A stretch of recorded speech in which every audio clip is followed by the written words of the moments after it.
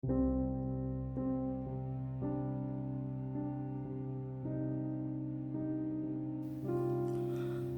enable or disable screen off notification in screen reader Samsung Galaxy S10, open Settings.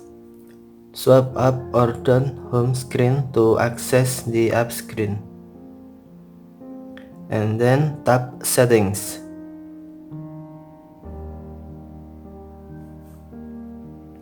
Scroll down.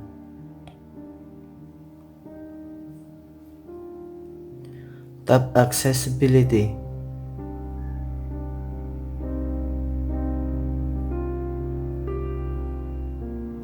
Tap Screen Reader.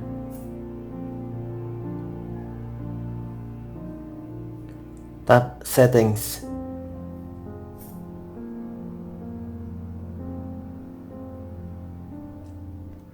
Tap Verbosity.